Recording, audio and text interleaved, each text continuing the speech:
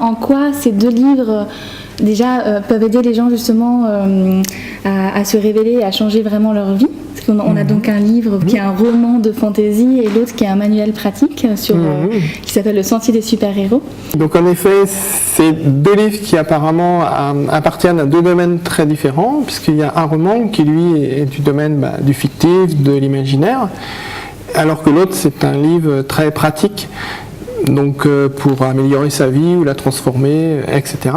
Mais en fait, les deux se complètent grâce à l'héroïsme, car ils parlent tous deux d'héroïsme, puisque le roman, c'est l'histoire donc d'une super-héroïne qui vient du futur pour donner envie aux gens de notre époque de se bouger, pour changer les choses, changer leur vie et créer un meilleur futur. Parce que qu'est-ce qui se passe dans ce futur alors qu'elles reviennent Eh bien, en fait, c'est un peu comme la conséquence d'aujourd'hui. C'est-à-dire que dans son futur, il y a deux civilisations. Une qui est la conséquence de gens qui ont fait des efforts pour manifester leur bien, qui ont développé leur libre arbitre, qui ont développé plus d'amour, qui avaient de l'espérance. Et ça fait une civilisation de bien, nettement meilleure que celle actuelle. Et de l'autre côté, il y a une civilisation, on peut dire, pas terrible, plutôt mauvaise, qui est le résultat de tous les gens qui n'ont rien fait, qui se sont laissés aller dans le matérialisme et qui du coup ont dégringolé la pente comme ça de plus en plus jusqu'à une civilisation qui elle est bien pire que la nôtre actuelle. Donc ça montre vraiment un choix. Et donc l'héroïne qui vient aujourd'hui a dit il faut faire le choix, quoi. Faut pas rester à rien faire parce que sinon c'est le mal qui gagne, quoi.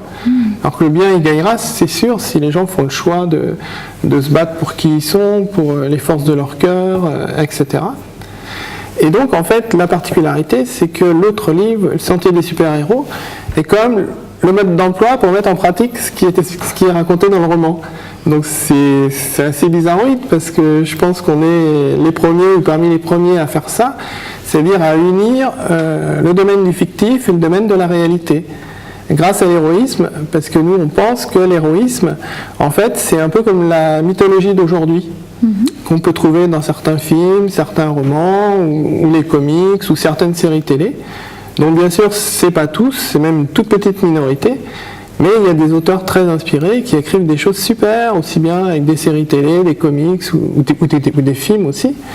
Et donc, pour moi, ces gens-là ont perçu un petit peu ce qu'était l'humain, ses qualités, ce qu'il devait développer, tout ça. Et donc, c'est un peu comme la mythologie d'aujourd'hui. Donc, Kayadov, je l'ai écrit dans ce sens-là, c'est comme une mythologie avec des héros qui sont des modèles, en fait. Et Le Sentier des super-héros, que j'ai écrit donc avec Lucie Delalin, est un moyen de mettre en pratique ça. Qu'est-ce que ça veut dire pour vous d'être un héros dans la vraie vie ?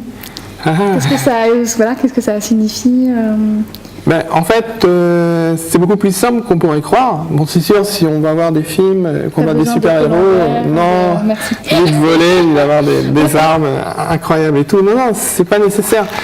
C'est par rapport aux forces qu'il y a dans notre cœur, à commencer par le courage. C'est vrai, quand on pense au héros, on se dit, le héros, c'est quoi ? C'est le courage d'abord, quand même, quoi. Mais ça, on l'a tous, on n'a pas besoin d'être un super-héros. On a le courage en soi. Souvent, on l'a oublié, on l'a laissé s'éteindre, etc. Mais en fait, on l'a en soi. Donc, devenir un héros dans sa vraie vie, c'est oser se poser des bonnes questions. Qui suis-je ? Qu'est-ce que je fais là ? Quel est mon but de vie ? Se connaître un peu.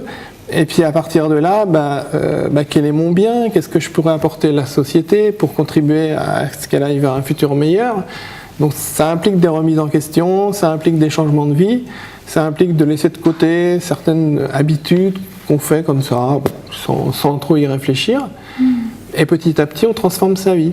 Des gens qu'on peut considérer comme des grands modèles, c'est des gens qui ont fait quoi ? Eh bien, ils ont révélé le meilleur de l'humain. Ils ont montré que l'humain est plus grand, plus beau, plus fort que ce qu'on croit habituellement.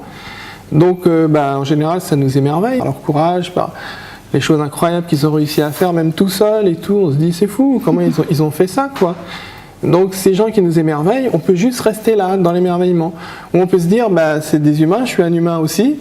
Pourquoi je ne ferais pas des choses moi aussi ? Peut-être pas aussi grandes qu'eux, mais au moins je peux révéler qui je suis et apporter ma petite pierre à l'édifice de la civilisation future, quoi. Et c'est ce principe du modèle, quoi.